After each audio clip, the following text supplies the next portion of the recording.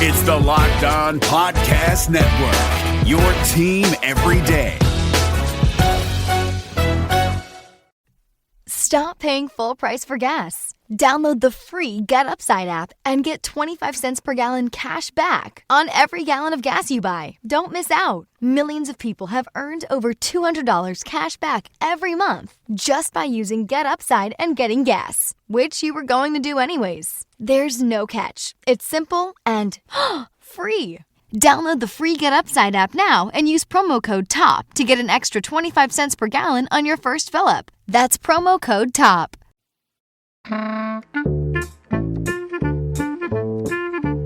Today on Locked On Anaheim Ducks, Trevor Zegras. That's it. That's the podcast. What, you thought it was something else? Yeah, we're going to talk Trevor Zegras, obviously, and a little bit about last night's game at the Shark Tank on today's Locked On Anaheim Ducks. Part of the Locked On Podcast Network, your team every day. What, you thought I wasn't going to talk about Trevor Zegras after what he did last night? Just undressed? Anyway, hi everyone, I'm Jason JD Hernandez, covering hockey for over a decade, and I've been covering hockey for a long time, but it's been a while since I've seen a player of this caliber. Alright, don't forget that you can hear this podcast on Apple Podcasts, Google Podcasts, or wherever you get your podcasts. And thanks for making Locked On Anaheim Ducks your first listen every day. We are free and available on all platforms, including Odyssey. So make sure to check that out. Follow me on Twitter at StimpyJD. Follow the show at LO_Ducks. So first, I want to sincerely thank you all for making last week a huge week for this podcast. And this is officially Locked On Ducks number 397. Yep, 397. That's where we're at. All right. So let's talk about what happened last night, shall we? Let's do that. It was a fun one for those of you that were fortunate enough to get some kind of feed or some kind of video.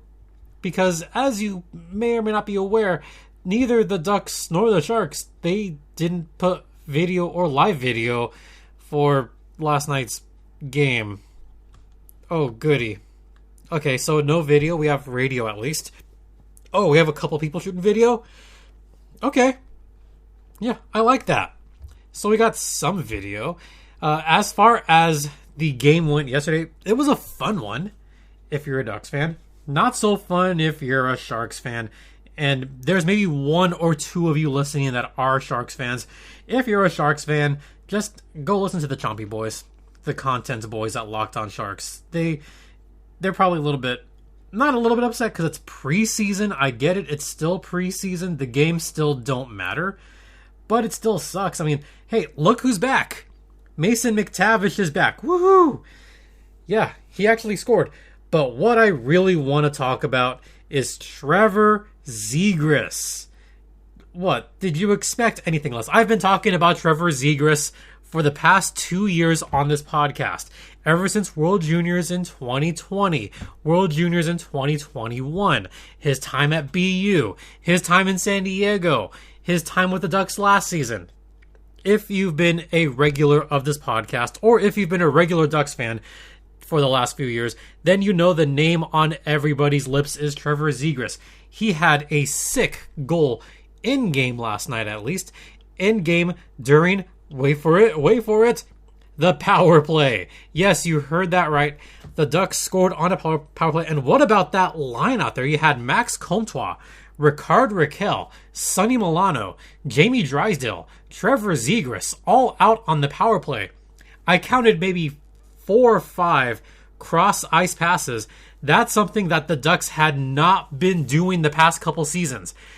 On average, and I actually had to look this up the past couple seasons and do a little bit of research.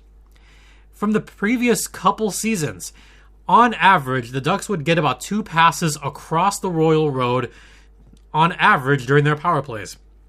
It was stagnant. It had no movement. It was lacking fiber, in other words. So it was really bad. The fact that they only got 2 passes on average, by the way, sometimes there'll be power plays where they just pass it maybe 3 or 4 times and it'd say on one side, and they dump it around the corner, around the back, behind the goalie, that does not count as a cross-ice pass. That just gets to the other side via, going behind the net, or it would leave the blue line and it'd get to the other side. They didn't do well on getting through the Royal Road. So the fact that we had 5 of those passes in about 30 seconds, yeah, this is something that the Ducks have been needing to do for a while now. And this is the personnel to do it with. Like I mentioned, Raquel Comtois, 2 of your top goal scorers on the team. Milano, who had been injured. Milano, I've been talking about him too. He's not an overrated player. He's pretty underrated, actually. When he's healthy, Milano could be a huge asset to the Anaheim Ducks and one of the most useful forwards that the Ducks have. Then, of course, you have Jamie Drysdale, quarterback in the power play, something that he's adept at, something he was very good at during juniors, and also very effective at with his time in San Diego. So Drysdale starting to gain more confidence on that power play role. And of course, Trevor Zegras. He was right there, right to the goalie's left. And here's the funny thing. That's not his spot. His spot is on his spot can be on either side. Left side, right side. Once he gets that one-timer going, it is pretty unstoppable. So that put the Ducks up 2-0 on the power play at the time. And the Apples did go to Sonny Milano and Jimmy Drysdale. Yes, the Sharks did come back again. Logan Couture scored in the power play. And Thomas Hertl. Oh, that goal hurt a lot. What also hurt was Hampus Lindholm got beat there on that goal by Thomas Hertl. Lindholm missed his assignment, and so did Jamie. That's not really like them. But it is what it is. So that made it 2-2. And we went to overtime. Overtime, the Ducks had 4-on-4 for a long time. Actually, there were maybe 1 or 2 whistles throughout the entire overtime. Yes, there was a power play in overtime that led to nothing. So for the remainder of the maybe 2.5 minutes, it was 4-on-4 action. No goals there. So what did we do? We went to a shootout. And you guys know this is coming. I'm going to talk for about 5 minutes just about the shootout. Ducks fans that saw this, you've got to be pretty freaking excited about that, right? Well, you should be. We'll talk about that after this brief word from DirecTV. Hey, do you feel sick of juggling remotes? Do you not want to buy another device again? Then DirecTV Stream is just for you. Let me tell you about this simple way to get all the entertainment you love without all that crazy hassle. DirecTV Stream brings your live TV and on-demand favorites together like never before. So you can watch your favorite sports, movies, shows, game shows, variety programs, all in one place. And the best part, there's no annual contract. So stop waiting and get your TV together with DirecTV Stream. You can learn more at directtv.com. That's directtv.com. Compatible device required. Content varies by package. All right. And this show is also brought to you by Get Upside.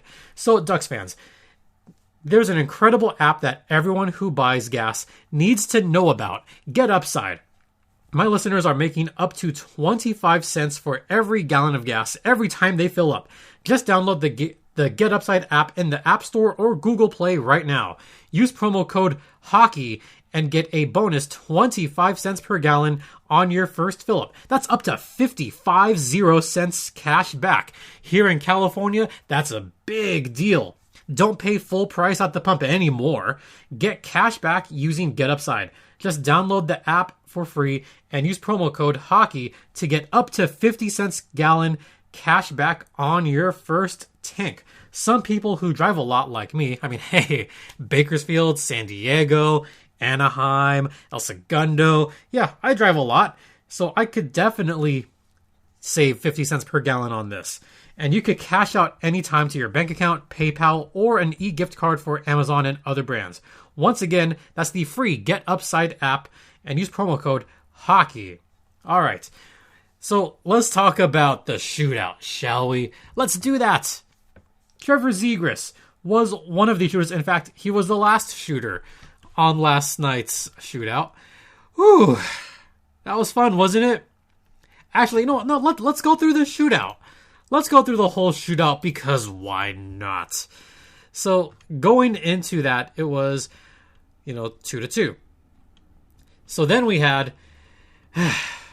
Dahlin and then Comtois, both missing. Actually, they both got stopped. Gibson got the good stop on Dahlin, and Comtois got stopped by Reimer. Then it was Rudolph's Balsers, who rang it off the goalpost.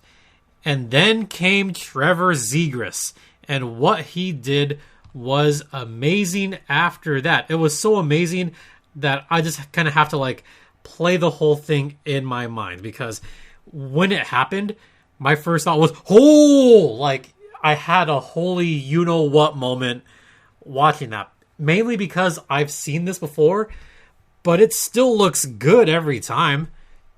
This is something that he does practice during warm-ups. He does practice this on camp, during practice. And thank you, a big thank you. And I'm going to give him a shout-out because he's my buddy, Shang Peng. Shang Peng does cover the Sharks. Yes, I know I'm buddies with people that cover the Sharks. No, they're all good people. Shang actually used to cover hockey down here in SoCal, but has since moved to the Bay Area. So gotta thank Shang for the great video of Zegras just picking up the puck, kind of not nonchalantly, but I love the caption that says, "Nice and easy for Zegras." Zegras does make it look easy. We've seen this time and time again.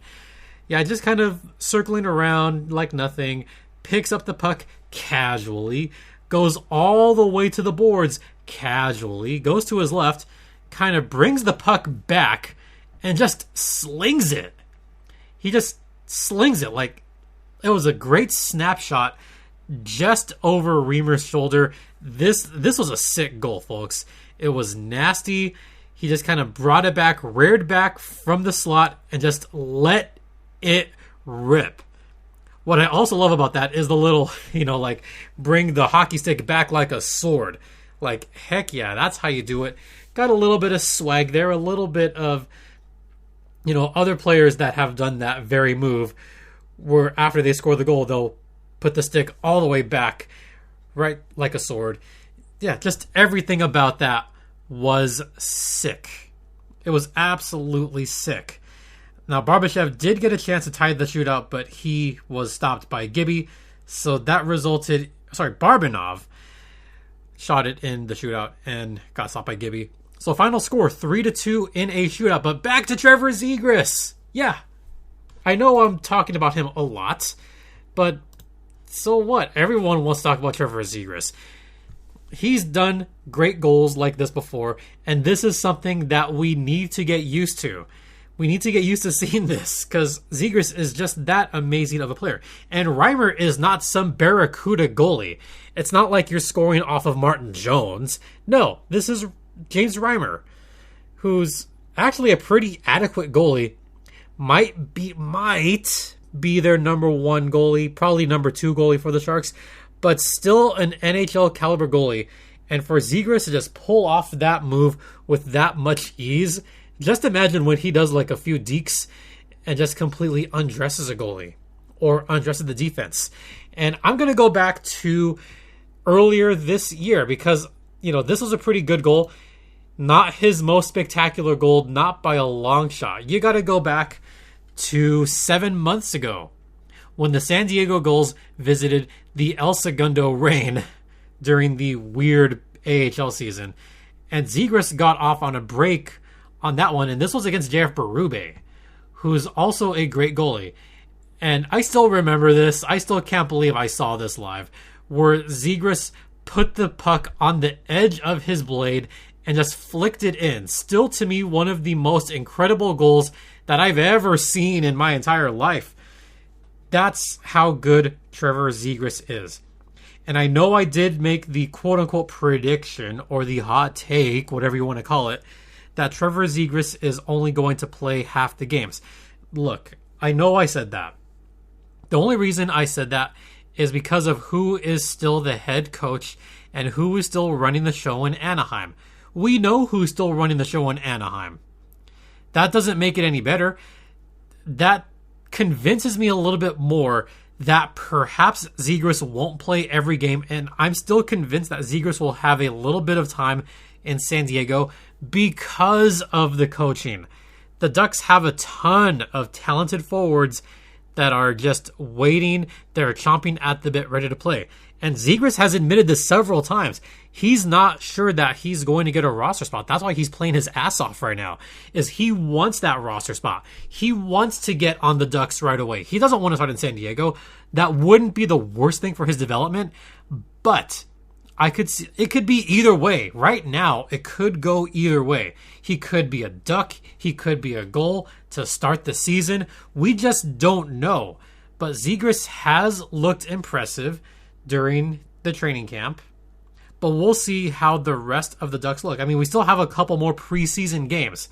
We still have the 2 games against the LA Kings. Those are going to be a little bit more telling as to who's going to go up to the Ducks or who's going to go down to the San Diego Gulls. And we do have some roster movement that we're not going to have time to talk about today because we're already running up on the second break. So we will save the roster talk for tomorrow as far as like who's been cut, who's going to San Diego. We'll talk about that tomorrow. Right now, we're going to head into the second intermission. But first, let's talk about betonline.ag, which is the one place that has you covered, the one place that we trust. And guys, you ready for wild card baseball? Because you got Dodgers Cardinals. I know Dodger fans are extremely nervous, and they have every right to be. Then you have Yankees Red Sox again in a 1-game playoff again. Surprise, surprise. But hey, we have the NHL starting up, the NBA starting up, and you have the NFL in full season mode. So, if you want to check all those lines out, head over to betonline.ag and use promo code LOCKEDON to get a 50% welcome bonus. Once again, that's betonline.ag, the exclusive online sportsbook of the Locked On Podcast Network. And please gamble responsibly. All right, we're going to head into the intermission, and we're going to talk a little bit about a couple players that have looked good and who may not have looked so good. And we will get to that on the other side.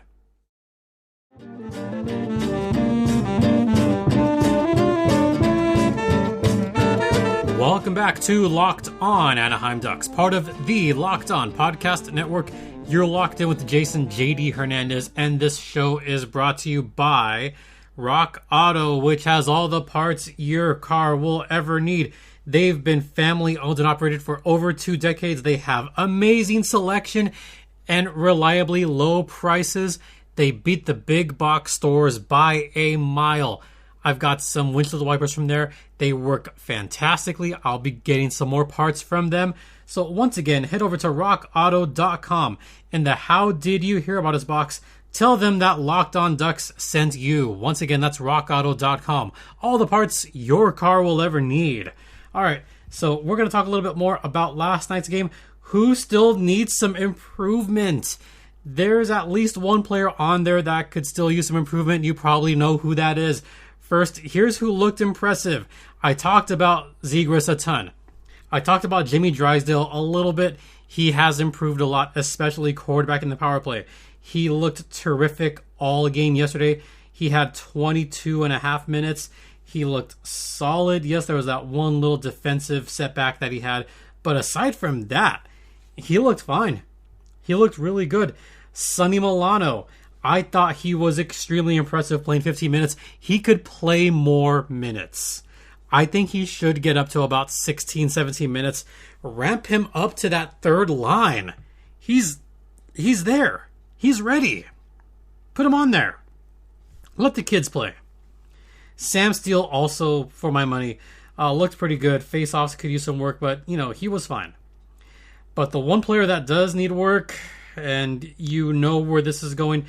So, according to Hockey Stat Cards, there were 4 Ducks that were well below average as far as the rest of the players, as far as game score is concerned. Simon Benoit, Sam Carrick, Ricard Raquel, and Kevin Shattenkirk. Yeah, those four could do some work, but I'm going to talk about Shattenkirk again.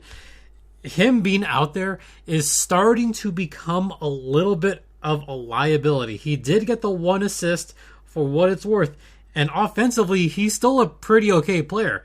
I feel like there's something missing. I don't know what it is, but Kevin Shattenkirk is not the same player that he was 3-4 years ago. Is the age catching up? I mean, I don't know what exactly is going on with Shattenkirk, and that might be the only explanation for that. But for the amount that the Ducks are paying him, you would hope that there would be a little bit more output as far as the big stats go. And even the underlying statistics, even the analytics, they say Shattenkirk is not worth the $3.9 million that the Ducks are paying him. And that's unfortunate too, because Shattenkirk was an outstanding player with the Tampa Bay Lightning. Probably one of their best players for a couple of years there. Well, I shouldn't say one of the best. When you have Stamkos and Hedman and a slew of others, yeah. But Shattenkirk was a solid piece of that Lightning lineup when he was there. So for Shattenkirk to just kind of drop off a little bit with this, maybe it's the system. Maybe it's the coaching and not Kevin Shattenkirk. Maybe Shattenkirk just doesn't fit in with Dallas Eakins' plan. So it could be a little bit of column A, a little bit of column B, but that's who I see needing more improvement. Someone else that I have liked a little bit in the preseason and in training camp, Buddy Robinson. He's looked pretty okay. I could see him being a depth piece for the Ducks. That's what I could see him as. All right, that's who was important yesterday. We'll talk about the roster, not shakeup, but we'll talk about the cuts that were made, and we'll talk about what the goals lineup is going to look like. We'll do that on Thursday. Tomorrow, we're going to talk about who was cut and what the Ducks roster is going to look like going forward. We're going to talk about the Ducks a little bit more tomorrow, and we'll focus on the goals a little bit on Thursday, as well as talk about Wednesday's preseason tilt with the LA Kings. We'll talk about that on the Thursday podcast, and that leaves Friday. Yep, Friday. Today's episode number 397. Tomorrow will be 398, and Thursday will be 399. That's all I got to tell you for now. All right, so make sure you listen in. Make sure you are subscribed to this podcast. Once again, it is free and easy to download, so make sure that you make Locked On Ducks your first listen, because we're available on all platforms, including Apple Podcasts, Google Podcasts, Stitcher, Spotify, Odyssey, Podbean, or wherever you get your podcasts. Please make sure to follow me on Twitter at StimpyJD, or follow the show. More importantly, follow the show on Twitter at LO_Ducks. And finally, I just want to sincerely thank you all. Last week was a big week for Locked On Ducks, so I hope that we can make every week going forward just as big a week.